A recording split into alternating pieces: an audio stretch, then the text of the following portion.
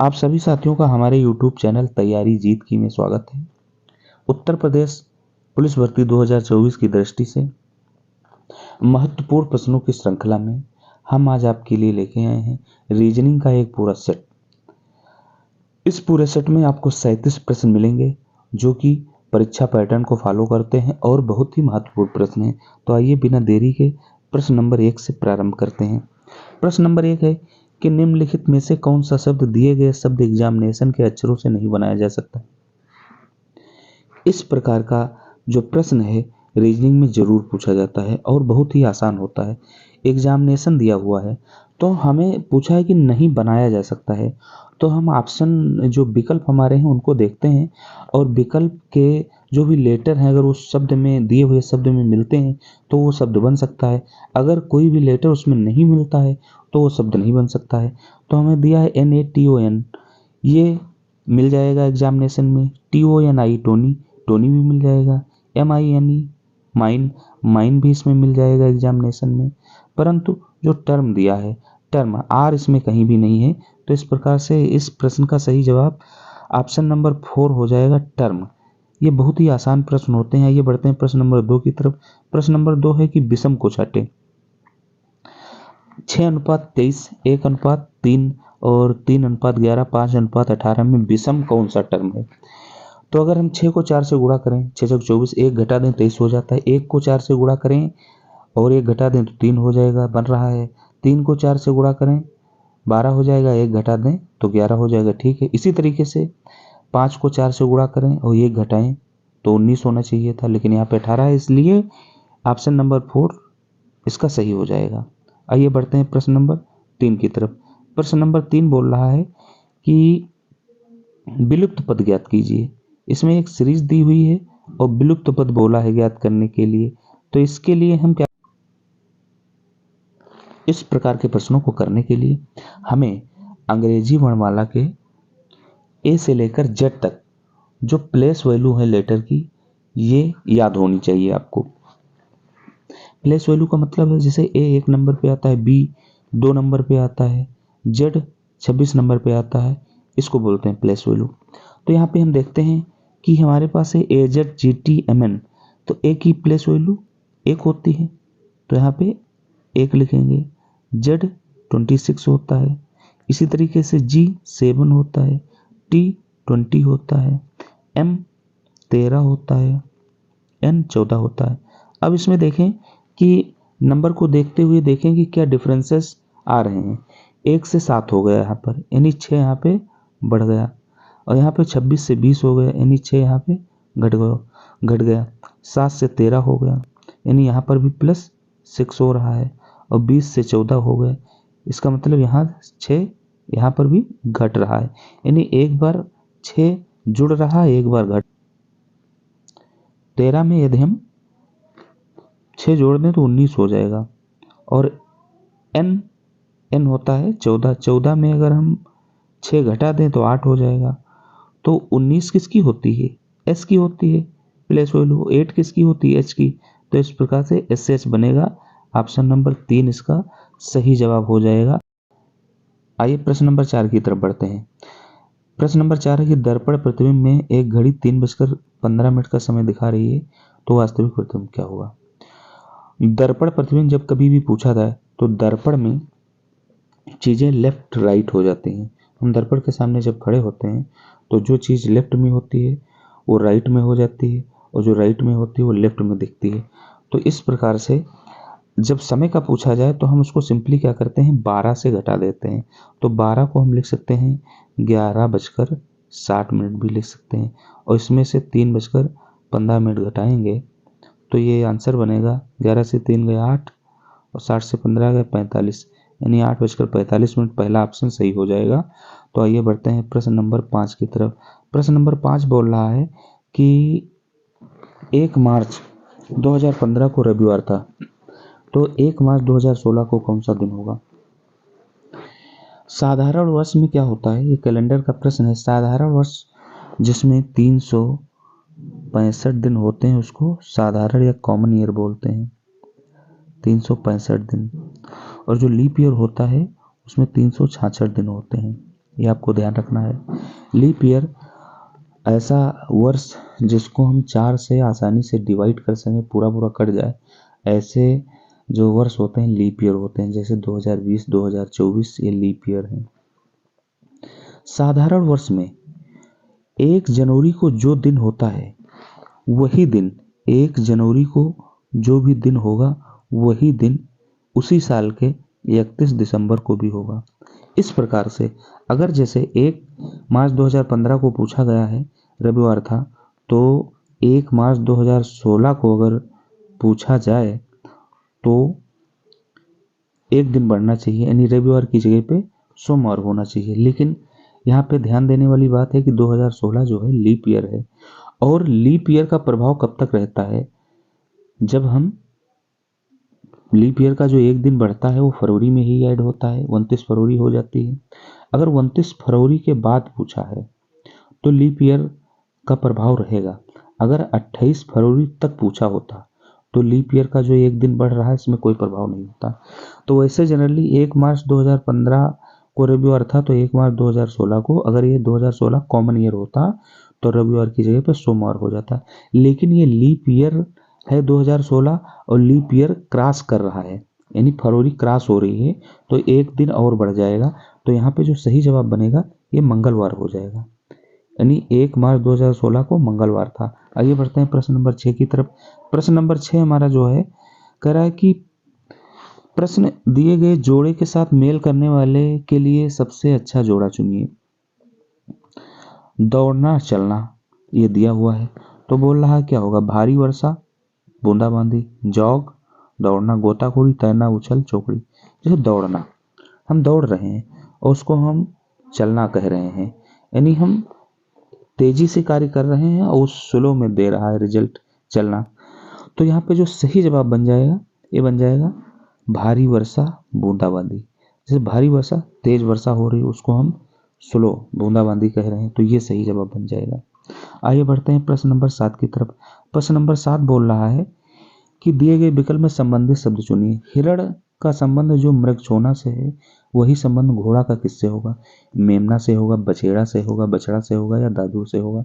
तो हिरण के बच्चे को मृगचोना बोला जाता है, तो घोड़े के बच्चे को बछेड़ा बोला जाता है।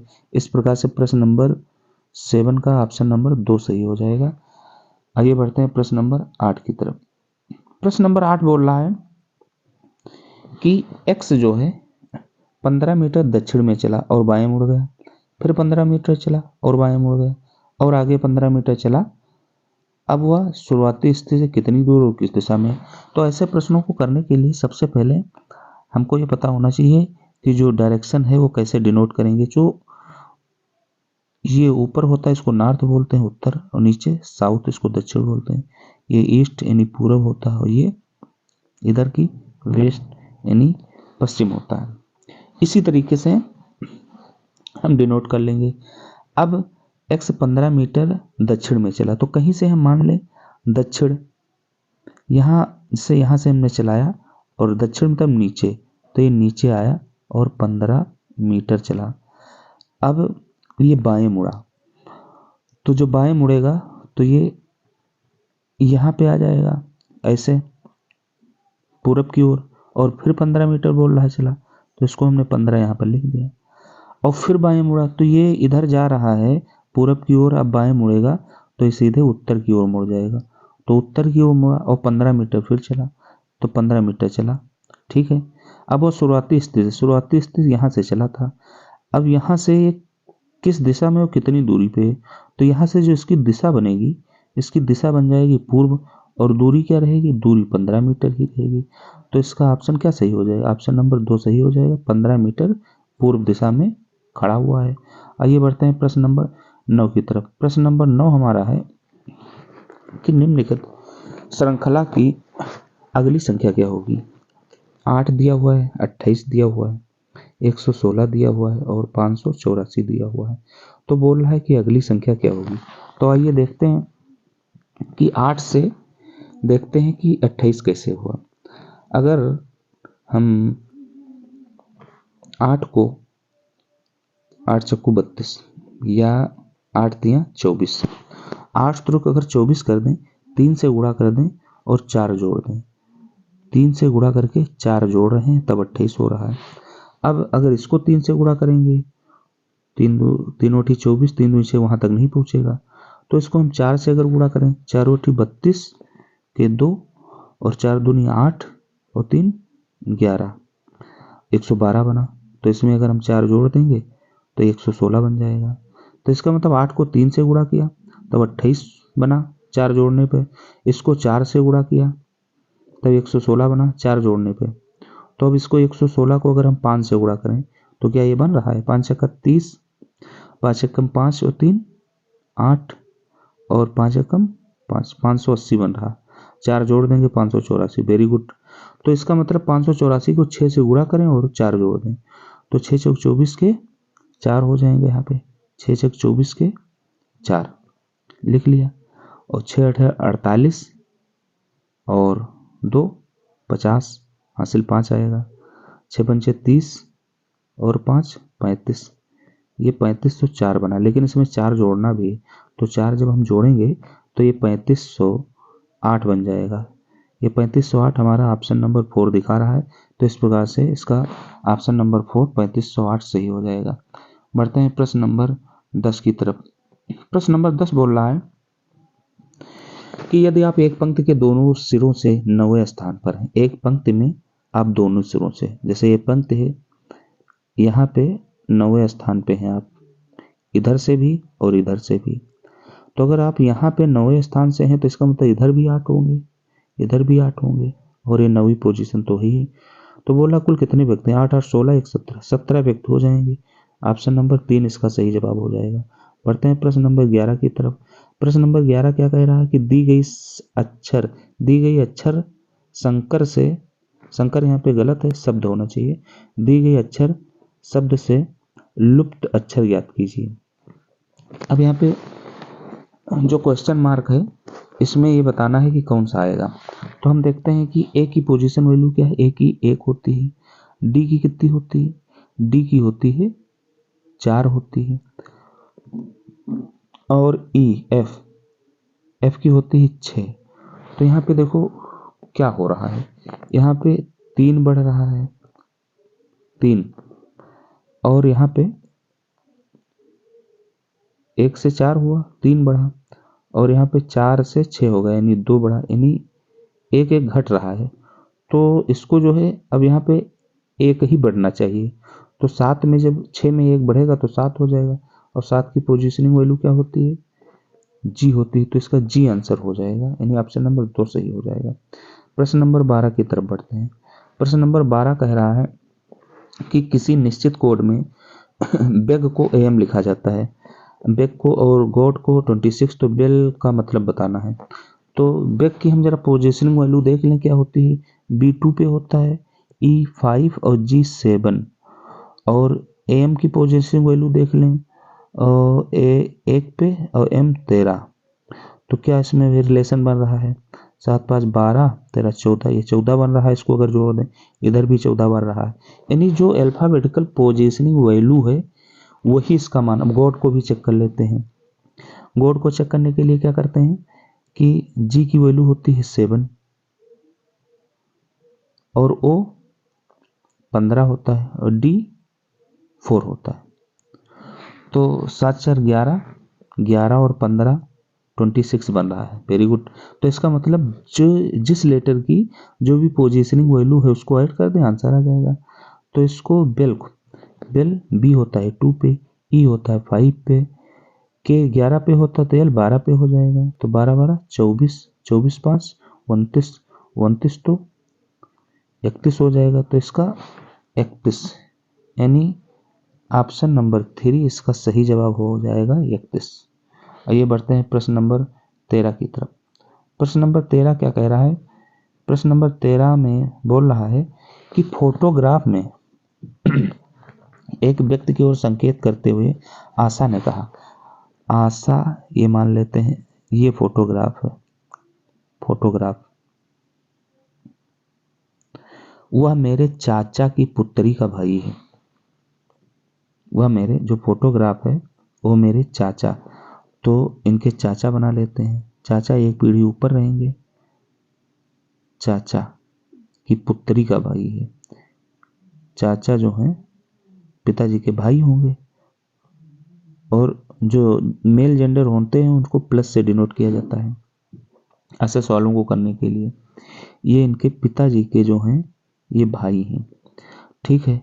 चाचा की पुत्री का भाई है, यानी चाचा की पुत्री का भाई है ये फोटो वाला लड़का। तो इसका क्या हुआ, आशा का क्या हुआ? जब हमारे चाचा का कोई पुत्री का भाई है यानी हमारा चचेरा भाई हुआ। वेरी सिंपल, चचेरा भाई इसका सही जवाब हो जाएगा। बढ़ते हैं प्रश्न नंबर 14 की तरफ।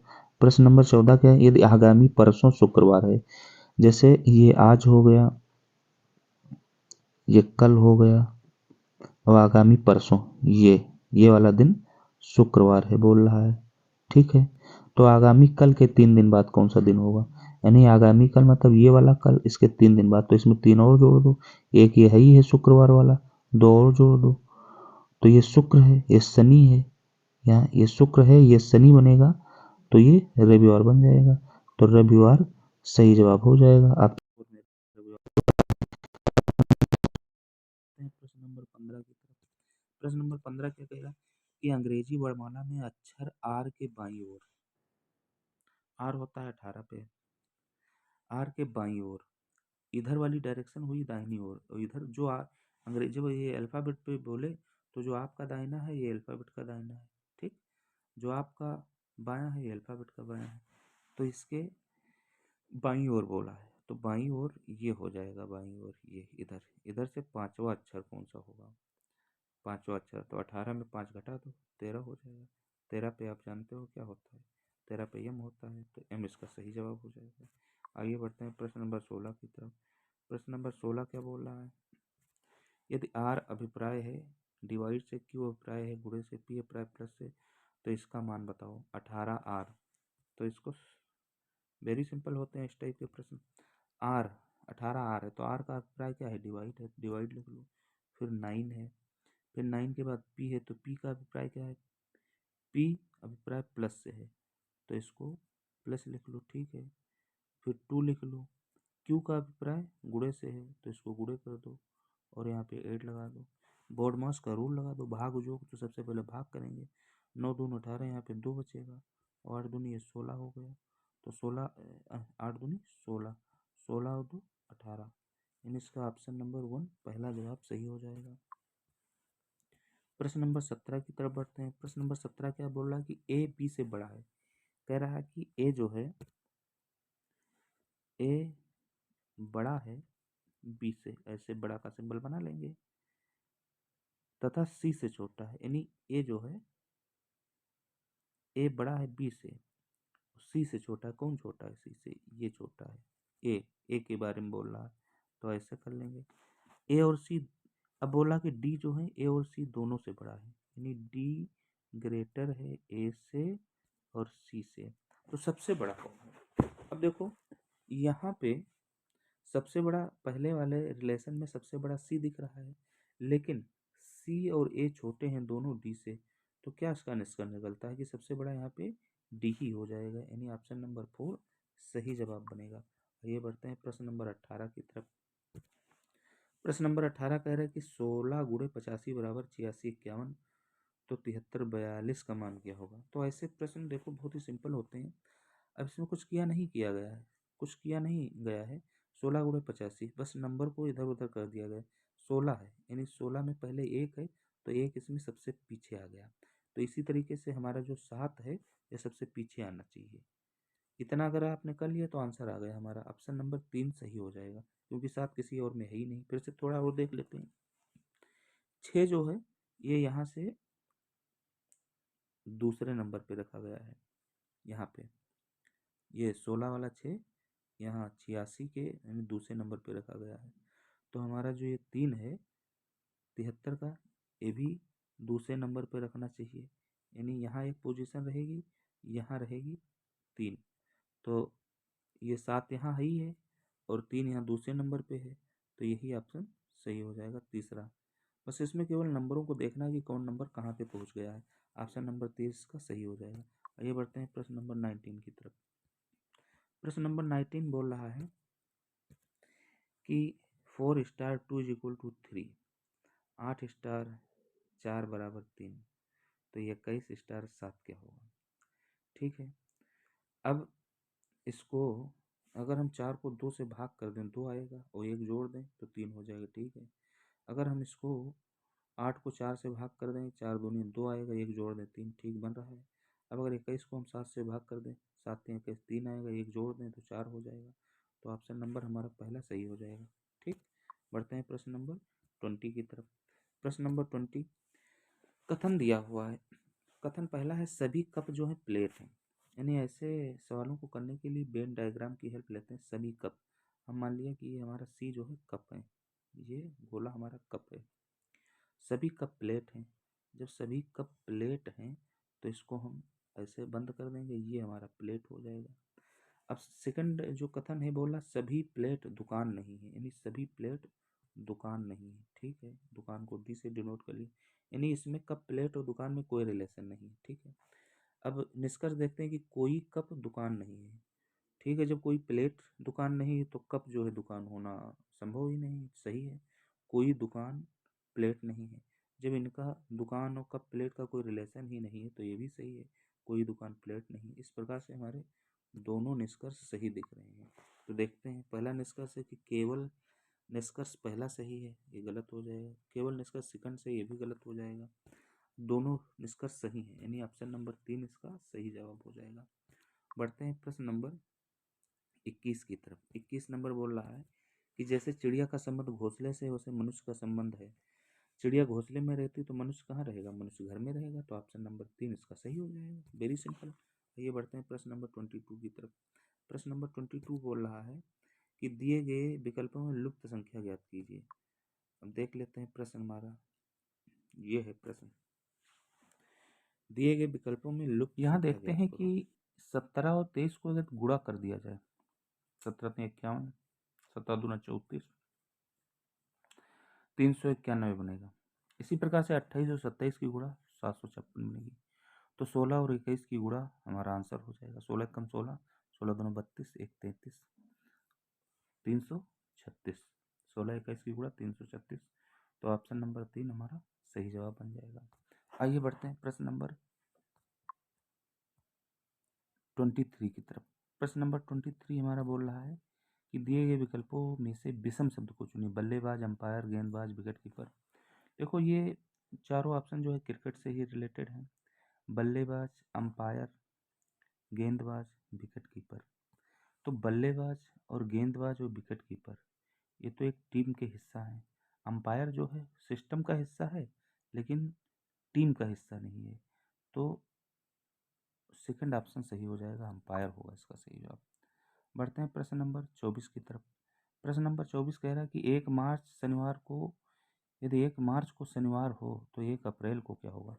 हम जानते हैं कि 7 दिन बाद वही दिन आता है, तो 7 के मल्टीपल हम किसी दिन में ऐड कर दें तो वही दिन हमें मिलेगा। मार्च होता है 31 का, 31 का, 1 मार्च को बोल रहा है कि शनिवार है, तो 1 में अगर हम 28 ऐड कर दें यानी 29 मार्च, 29 मार्च को भी शनिवार ही रहेगा। ठीक है ना, 29 मार्च को अगर शनिवार रहेगा तो फिर 30 मार्च को क्या हो जाएगा, रविवार हो जाएगा। फिर 31 मार्च को क्या हो जाएगा, सोमवार हो जाएगा। 31 मार्च के बाद अप्रैल आता है तो 1 अप्रैल को क्या हो जाएगा, मंगलवार हो जाएगा। तो इसका ऑप्शन नंबर 4 सही जवाब बनेगा। आइए बढ़ते हैं प्रश्न नंबर 25 की तरफ। प्रश्न नंबर 25 बोल रहा है कि निम्नलिखित शब्दों को शब्दकोश के क्रम के अनुसार लिखिए। अब इसमें एपिटैक्सी है, एपिसोड है, एपिजेन है, एपिटोम है। तो ऐसे प्रश्नों को हल करने के लिए हम सबसे पहले क्या देखते हैं कि जो लेटर है हमारा अल्फ़ाबेटिकल आर्डर में यानी A to Z में उसकी पोजीशन क्या है। अब इसमें जो कॉमन मिल रहे हैं सब में उनको छोड़ देते हैं, उस पर कोई चर्चा नहीं करेंगे। जैसे EPI सब में मिल रहा है तो EPI छोड़ देंगे।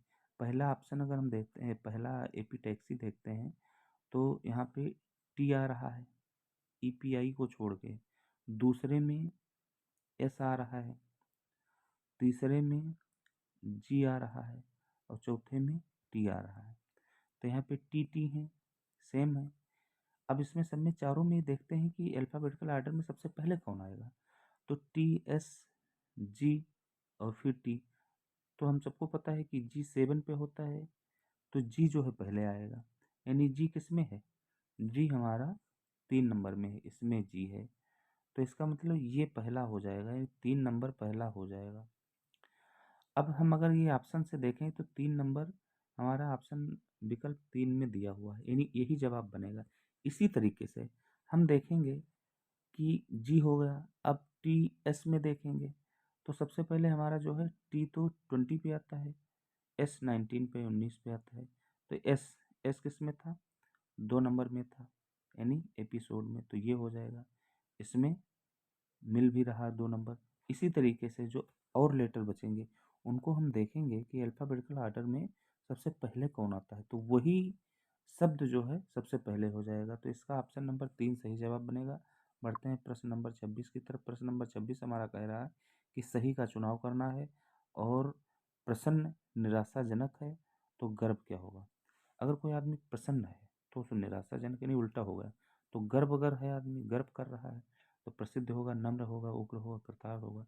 तो गर्व का उल्टा जो है यहाँ पे नम्र हो जाएगा, यानी ऑप्शन नंबर 2 इसका सही जवाब बनेगा। प्रश्न नंबर 27। प्रश्न नंबर 27 में बोल रहा है कि हाउस को FQSUC लिखा जाता है तो चेयर को क्या लिखा जाएगा। ठीक है, हाउस की जो हम पोजीशनिंग वैल्यू देख लेते हैं। H हमारा 8 पे होता है, O 15 पे होता है, U 21 पे होता है, S 19 पे होता है, 19 पे होता है, और ये 19 पे हो जाएगा, और E 5 पे होता, 5 पे होता। F 6 पे होता है, Q 17, S 19, U 21, C 3। अब देखते हैं कि इसमें अंतर क्या हो रहा है। इसमें 8 से 6 हो गया, यानी 2 यहाँ पे घट गया। 15 से 17 हो गया, यानी 2 यहाँ पे बढ़ गया। 21 से 19 2 घटा, 19 से 21 2 बढ़ा, 5 से 3 2 घटा, यानी अल्टरनेट 2 पहले घटा फिर 2 बढ़ा। ठीक है, अब इसी तरीके से चेयर के साथ करते हैं। चेयर में सी होता है 3 नंबर पे। अब हम 2 इसमें अगर बढ़ा दें, पहले इसमें देखो क्या था, एच 8 था, 8 से 6 हो गया था, यानी 2 घटा था। तो सी में हम 2 अगर घटाएंगे तो सी 3 पे होता, 2 घटाएंगे तो 1 हो जाएगा। 1 पे कौन सा लेटर होता है? ए होता है। एच 8 पे होता है, अब इसमें हमें 2 बढ़ाना है, तो 8 2 10, 10 पे क्या होता है? जे होता है। इसी तरीके से करते जाएंगे। अगर इतना हमने कर लिया तो हमारा ऑप्शन मिल जाएगा AJYKP, यानी 4th नंबर ऑप्शन सही हो जाएगा, आगे करने की जरूरत ही नहीं। प्रश्न नंबर 28 देखते हैं। 28 बोल रहा है कि नीचे एक ही पासे के 2 प्रारूपों को दर्शाया गया है। यदि ऊपरी फलक पर 5 है तो इसके निचली फलक पर क्या होगा। ऐसे प्रश्नों को करने के लिए जब एक पासे की 2 पोजीशनिंग या 3 4 कई भी दी हुई हो तो आपको क्या करना है, पासा जैसे चाक का डिब्बा होता है उस टाइप का पासा होता है। अगर हम उसके छहों पलकों को खोल दें तो कुछ इस टाइप से बनेगा। बने चाहे जैसे, लेकिन आपको ऐसे ही बनाना है। ये इसके 5 फलक हो गए और एक ढक्कन होगा, तो इसको किसी भी साइड के साथ आप शिफ्ट कर सकते हैं।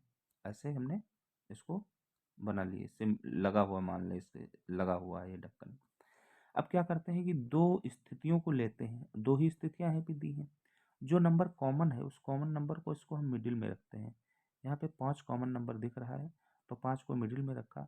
किसी एक पासे को पकड़ा, जैसे हमने इस पासे को पकड़ लिया, और क्लॉकवाइज 5 के बाद यहाँ 2, 2 के बाद 3, तो 5 के बाद यहाँ पे 2 लिखें, कहीं पर भी लिखें, कहीं से स्टार्टिंग कर दें। जैसे हमने यहाँ पे 2 लिखा तो क्लॉकवाइज फिर इधर ही रखेंगे। फिर अब इसके बाद हमारे पास कोई चॉइस नहीं बचता है, फिर नीचे ही आएगा। तो 2 के बाद 3 हो गए। ठीक है, इसमें 5 के बाद क्लॉकवाइज 6 आ रहा है, तो 6 यहाँ पर आएगा। 6 के बाद 4 आ रहा है। जो नंबर बच रहा है, हम जानते हैं 1 से लेकर 6 तक नंबर होते हैं, तो 2 3 4 5 6 हो गए, एक ही बचा, तो एक को यहाँ ढक्कन में रख लेंगे। अब पूछा है 5 के अपोजिट, तो अपने से जो तीसरा नंबर होता है वो एक दूसरे के अपोजिट होता है। तो 5 के बाद ये पहला नंबर है, यही तीसरा नंबर है, यानी 5 के अपोजिट 1 आएगा, तो इसका 1 आंसर बनेगा। 6 के अगर अपोजिट पूछता तो 6 के अपोजिट 2 है, 4 के अपोजिट यहाँ पे 3 है। इस टाइप से ओपन डाइस बनाने के बाद हम प्रश्नों को आसानी से कर पाएंगे। तो इसका आंसर बनेगा 1। 1 का मतलब यहाँ पे ऑप्शन नंबर 1 सही होगा। बढ़ते हैं प्रश्न नंबर 29 की तरफ। ये भी डाइस से रिलेटेड है, चूँकि इसमें छोटा दिया, थोड़ा सा इसको जूम कर लेते हैं ऐसे। यहाँ पर एक ही पासे के 3 प्रारूपों को दिखाया गया है। संख्या 2 के विपरीत फलक पर कौन सी संख्या होगी? तो हम इसमें से कोई 2 पासे ले लेंगे जिसमें कम से कम एक नंबर कोई कॉमन हो, और इस तरीके से ओपन डाइस बनाएंगे और एक ढक्कन यहाँ पे लगा देंगे। अब यहाँ पे हम अगर पहली 2 पोजीशन को देखते हैं तो 5 यहाँ पे कॉमन है। 5 को हम इसमें मिडिल में रख लेते हैं, थोड़ा सा बड़ा बना लेते हैं। पहली पोजीशन को अगर हम देखते हैं, पहली 2 पोजीशन को, तो 5 हमारे पास कॉमन है, तो 5 को हम यहाँ मिडिल में रखेंगे, यहाँ पे मिडिल में। अब पहले वाले में देखते हैं तो 5 के बाद 6 4 है, तो 6 और 4 ऐसे लिख लेंगे। फिर 5 के बाद क्लॉकवाइज 2 1 है, तो 2 लिख लेंगे, 1 लिख लेंगे। कौन सा नंबर बचा? 3 नहीं दिख रहा, 3 को यहाँ पे लिख लो। तो 2 के विपरीत पूछा है, तो 2 यहाँ पे लिखने की जरूरत ही नहीं थी, 2 के विपरीत 6 हो जाएगा। अपने से तीसरा नंबर एक दूसरे के अपोजिट होता है, तो ऑप्शन नंबर इसका 3 सही हो जाएगा। आइए बढ़ते हैं प्रश्न नंबर 30 की तरफ।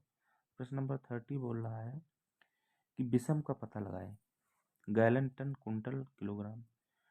तो ये सारी जो है टन और कुंटल, किलोग्राम, ये तो मात्रा को नापती हैं, भार को नापती हैं, वजनता को नापती हैं। गैलन जो है ये दरों नापता है, गैलन में दरों को नापा जाता है। तो इस प्रकार यहाँ पे विषम शब्द गैलन ही होगा। आइए बढ़ते हैं प्रश्न नंबर 31 की तरफ। प्रश्न नंबर हमारा 31 बोल रहा है कि दी गई आकृति में कितने त्रिभुज हैं। इस टाइप के प्रश्न जरूर आते हैं, दी गई आकृति में कितने त्रिभुज बोल रहा है। तो एक हम सिंपल त्रिभुज अगर बनाते हैं, जिसमें ये आकृति हमने अगर बनाई है तो इसमें एक ही त्रिभुज है। अगर यहाँ पे हम बीच में लाइन खींच देते हैं तो क्या होता है कि एक त्रिभुज ये बनेगा, एक त्रिभुज ये बनेगा, और एक ये पूरा बन जाएगा त्रिभुज, यानी 3 त्रिभुज बनेंगे। तो इसको हल कैसे करेंगे? एक लाइन हमने खींची है, हमने जो दिख रहा है 1 नंबर डाल देंगे, फिर जो दूसरा त्रिभुज दिख रहा है 2 नंबर डाल देंगे। अब इन दोनों को जोड़ देंगे, 3 हो गए, यानी इसमें 3 त्रिभुज बनेंगे। यही पैटर्न आगे भी फॉलो करेगा। अगर यहाँ पे 1 2 2 लाइनें हैं तो 1 डालेंगे यहाँ पे 2 डालेंगे, यहाँ पे 3 डालेंगे, 3 2 5 1 6, सबको जोड़ देंगे, हो जाएगा। तो यहाँ पे देखते हैं इस त्रिभुज में 1 2 3 4, यानी 1 2 3 4 दिख रहे हैं, तो इनको सबको जोड़ देंगे। 1 3 4 दिख रहे हैं तो इनको सबको जोड़ देंगे, 1 2 3 4, 1 2 3 4, 4 3 7, 7 2 9 1 10, यानी इसमें 10 हो जाएंगे। कभी कभी क्या होता है कि बीच में एक लाइन क्रॉस कर देते हैं, तो कोई टेंशन नहीं, आप नीचे से काउंट करके निकाल लो, 10 हो गए। बीच में एक लाइन है तो उसको 2 गुना कर दो, 20 हो जाएगा। अगर बीच में त्रिभुज में 2 लाइनें हैं तो इसको 3 गुना कर दो, 30 हो जाएगा। ऐसे आपको करना है, तो इसका सही जवाब 10 हो जाएगा। पढ़ते हैं प्रश्न नंबर 32 की तरफ। प्रश्न नंबर 32 क्या बोल रहा है कि विकल्पों में लुप्त संख्या ज्ञात कीजिए। लुप्त संख्या ज्ञात करनी है हमें। 3 6 7 9 81 18 21। तो हम देखते हैं कि 3 9 27, पहले 2 को गुणा करते हैं तो 27 आ जाता है, और 9 सती 63 नहीं बनेगा, 3 सते 21, 3 दूनी 6 और 2 8। पहले 2 को गुणा करते हैं तो तीसरा आ जाता है, और पहले तीसरे को गुणा अगर हम कर लेते हैं, 3 को 27 से गुणा करें तो 81 बन रहा है। तो क्या 6 को 54 से गुणा करने पे ये बन रहा है? 6 चौक 24, 6 चौक 24 के 4 नहीं बन रहा है। तो इसमें क्या करते हैं हम, यहाँ पर हम देखते हैं कि अगर हम 3 को 9 से गुणा करते हैं, 9 3 27, और 6 को 9 से गुणा करते हैं, 6 9 54 बन रहा है। तो इस 7 को भी 9 से गुणा करना चाहिए, 9 सती 63 होना चाहिए, देखते हैं ऑप्शन में 63 है क्या किसी में। ऑप्शन नंबर 2 में 63 दिख रहा है, यही सही जवाब हो जाएगा। आइए बढ़ते हैं प्रश्न नंबर 33 की तरफ। प्रश्न नंबर 33 बोल रहा है कि निम्न में से विषम का पता लगाएं। आयत वृत्त गलत लिख गया है, वृत्त ऐसे होता है, वृत्त ये, शंकु त्रिभुज। तो यहाँ पे जो सही जवाब इसका बनेगा, हम जानते हैं कि आयत वृत्त और त्रिभुज ये द्विविमीय आकृतियां हैं, यानी 2D आकृतियां हैं। और शंकु जो होता है इस टाइप का जो होता है ये 3D त्रिविमीय आकृति है। तो यहाँ पर शंकु ही विषम हो जाएगा। तो ऑप्शन नंबर 4 सही जवाब होगा। प्रश्न नंबर 34 की तरफ बढ़ते हैं। प्रश्न नंबर 34 बोल रहा है निम्नलिखित श्रृंखला में लुप्त पद ज्ञात कीजिए। CBA, FED, IHJ, G, LKJ। तो इनकी जो प्लेस वैल्यू है लिख लेते हैं। C की होती है 3 और B की होती है 2, A की होती है 1, F 6, E 5, D 4। अब I की होती है 9, H की होती है 8 और G की 7 होती है। इसी तरीके से L 12, K 11, J 10। तो यहाँ पे क्या देखते हैं कि 1 2 3 1 2 3 फिर 4 5 7 8 9 10 11 12। तो यहाँ पे जो पोजीशनिंग है 1 से लेके 10 11 12, तो आगे यहाँ पे क्या आएगा, आगे आएगा इधर 13 होगा, इधर 14 हो जाएगा, इधर 15 हो जाएगा, ये बनेगा। यानी पहला 15 बन रहा है तो 15 पे क्या होता है, ओ होता है, 15 पे ओ हो गया, 14 पे एन होता है तो एन हो गया, 13 पे एम होता है। तो ऑप्शन नंबर 3 में ONM दिख रहा है, तो ऑप्शन नंबर 3 इसका सही जवाब बनेगा। प्रश्न नंबर 35 की तरफ बढ़ते हैं। प्रश्न नंबर 35 क्या बोल रहा है कि आग और गर्म में जो संबंध है वही बर्फ और में संबंध है। आग और गर्म में जो संबंध है वही बर्फ और डैश में संबंध है। तो अगर आग गर्म होती है तो बर्फ ठंडी होती है, तो यहाँ पे ठंडा हो जाएगा। प्रश्न नंबर 35 का पहला ऑप्शन सही, ठंडा। प्रश्न नंबर 36 की तरफ बढ़ते हैं। प्रश्न नंबर 36 क्या बोल रहा है, प्रश्न नंबर 36 बोला कि निम्नलिखित में वह शब्द चुनिए जो दिए गए शब्द के अक्षर के प्रयोग से, यहाँ पे कटा है थोड़ा सा, प्रयोग से नहीं बनाया जा सकता है। तो देखते हैं, प्रोनाउंसिएशन है। अगर हम रेशन देखते हैं, इसमें रेशन प्रोनाउंसिएशन तो RATION मिल जाएगा, रेशन बन जाएगा। प्रोनाउन भी बन जाएगा। Print print print pronunciation print भी मिल जाएगा, प्रिंट मिल जाएगा। नेचुरल नेचुरल NAR प्रोनाउंसिएशन में R भी है, सीएसन में लेकिन L नहीं है, प्रोनाउंसिएशन में L नहीं है और नेचुरल में L है, तो L हमारा यानी नेचुरल सही हो जाएगा। प्रश्न नंबर 37 की तरफ बढ़ते हैं। 37 बोल रहा है कि जिस प्रकार सैनिक का संबंध सेना से होता है उसी प्रकार खिलाड़ी का संबंध किस से है। तो सैनिक जो होता है सेना का एक मेंबर होता है, सेना एक पूरी टीम है और सैनिक उसका मेंबर है। तो खिलाड़ी जो है वो अपनी टीम का ही एक मेंबर होगा, तो यहाँ पे टीम जो है सही जवाब हो जाएगा। ऑप्शन नंबर 4 सही है। तो इस प्रकार से रीजनिंग के महत्वपूर्ण 37 प्रश्न कंप्लीट होते हैं। मिलते हैं किसी नेक्स्ट वीडियो में। इस वीडियो को देखने के लिए आप सभी का बहुत बहुत धन्यवाद।